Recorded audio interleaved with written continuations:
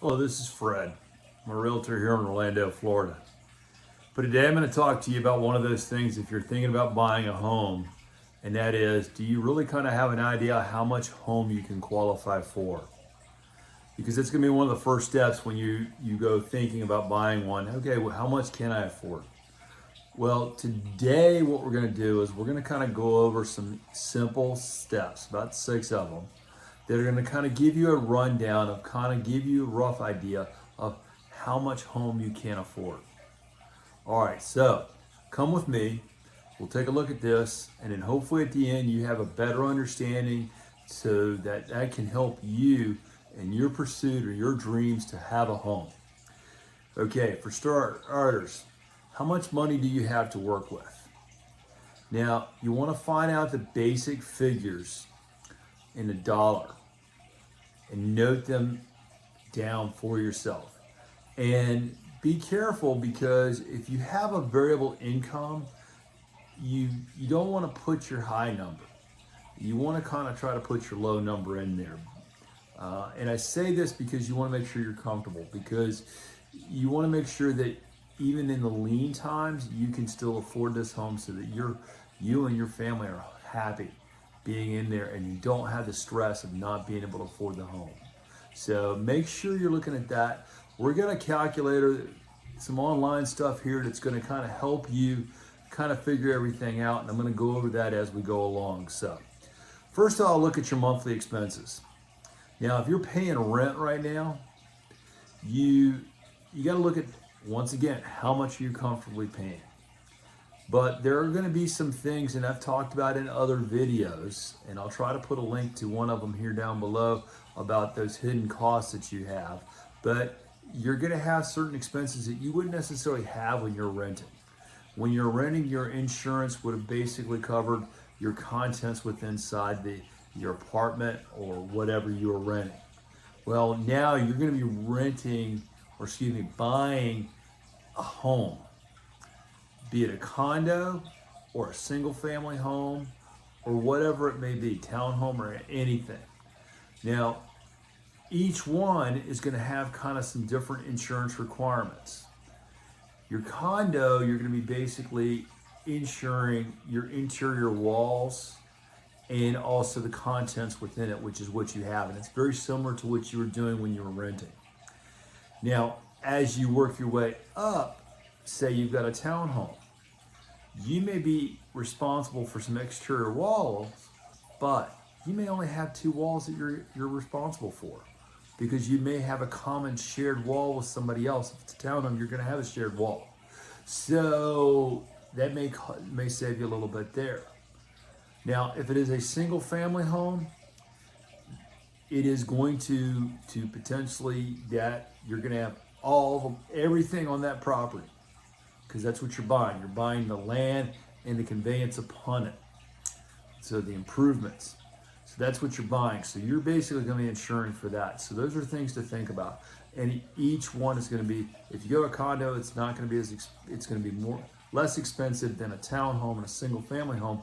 But the single family home is going to be more expensive than your townhome and also your condo. So look at those variables within there. Now you're going to start off with your gross annual income. And if you've got a couple of years of income, if you say you're self-employed, that's going to be a good thing to have.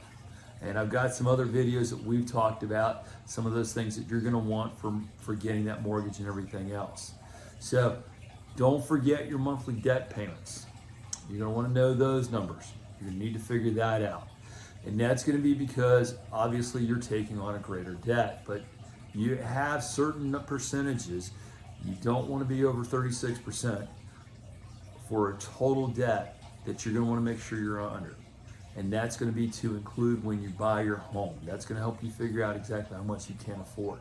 So if you have a lot of debt, you may want to try to pay it down some before you go buying a home. But we'll look at all that later on. Now, down payment. Now, if you've seen any of my other videos, we've talked about there are different programs out there. If you do a conventional loan program, you're gonna really wanna try to put 20% down.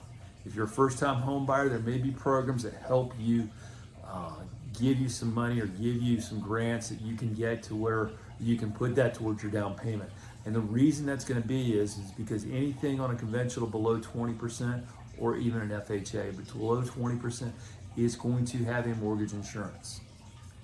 Now, if you're doing a VA loan for those that are veterans, well, that's a little bit different ball game because those you can do zero down and you do not have to have mortgage insurance for those. But look at that carefully because on FHA, you can have 3%, 3.5%, 10% down, depending a lot on your credit rating. So you want to look at all of that. So keep in mind for your down payment, and you're going to have closing costs involved.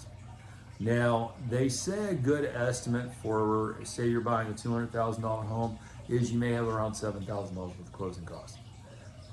A lot of that, some of that can be negotiated too when you go to sell the home, when you go to buy the home.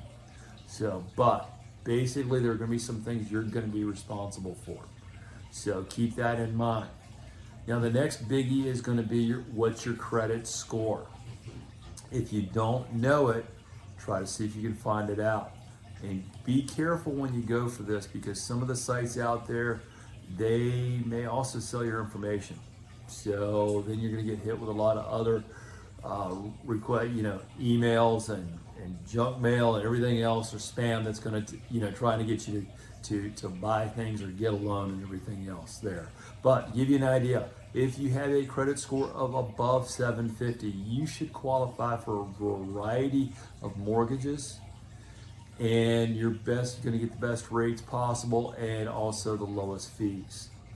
Now, if you're between say 680 and 750, you're likely to qualify and with good interest rates and also standard fees. As you start getting lower, say between 600 and 680, you may qualify, but you'll probably have fewer option choices, and it may also give you a little bit higher rates and also fees.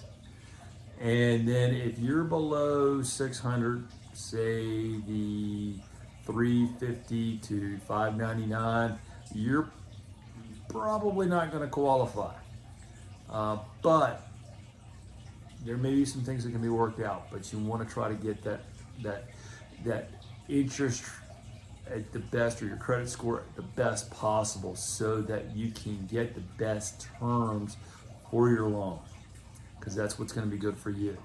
Now, with your credit score or getting your credit score, there is a chart. It's going to be like this one, and I'm going to post it up here online here at my FICO. And that's going to give you a rough idea of, okay, with credit scoring, what kind of interest rates are you looking at? Now that changes all the time. So the numbers that you're going to see on the picture that I'm going to be putting up here, or that I've got up here right now, could be very much different than what you're looking at later on. So just keep that in mind as you're looking at it, and then be sure to just look at it, and you'll see your better credit scores get you better interest rates. So it gives you some motivation to get that credit score up. Next thing you want to look at is, what are your annual property taxes? That's where your police, your fire, your home, your schools, your roads, everything else, the infrastructure within the city itself needs income, and that's where it's going to kind of get it from your property taxes. So you can kind of look up to give you an idea of what your property taxes are going to be, so you can plug those numbers in as well. Now, another thing to think about now, it wasn't so much when I was a kid, but nowadays, is if you're living in a condo or you're living in a newer subdivision, most likely you're going to have HOA fees, homeowners association fees. So you want to put those into consideration. And they, depending on if it's a condo, they may actually give you some things within that's going to help mean some of your other expenses are taken care of. So that's going to make sure you think about that. Now, keep these fees in mind when you're trying to do your estimates. Now, you are going to want to plug your numbers into a calculator, and you've got one here. I'm going to put the website below. It is for the Society of Grown-Ups. They're going to put all those numbers in there, and that's going to kind of give you an idea. Now, some of the other terms that you're going to see in there that you may come across, and you may kind of wonder, okay, what is this? Monthly payment breakdown. There's going to be a pie chart in there, and it's going to have your PITI, principal, interest, taxes, and insurance. Now, that is going to be your homeowner's insurance. If you got mortgage insurance, it's going to be even added to that. So keep an eye on all of that. Your total payments, you're going to want to make sure that that's also within the chart there. And then your debt to income ratio. This is important because these are the numbers or the percentages you want to look at. And you want to be below that 36%. So that'll give you some ideas of exactly how much home you can afford.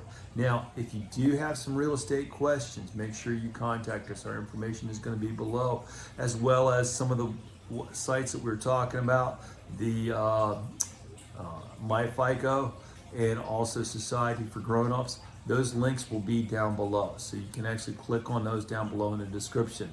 While you're down there, make sure you click like on our video, and like I said, our contact information is, if we can help you out with anything, we'll be glad to do so.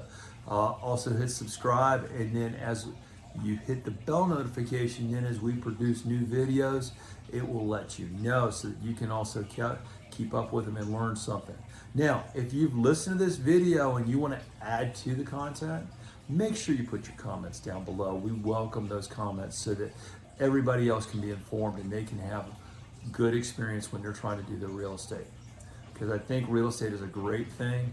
It is a good investment for everyone. So keep those numbers in mind, but make sure if you've got some worthwhile comments to add them to this. We greatly appreciate that. Now, if there's anything that I can help you with, make sure you let me know. I'll be glad to help you out with any of your real estate questions, and we'll go from there. All right, thank you.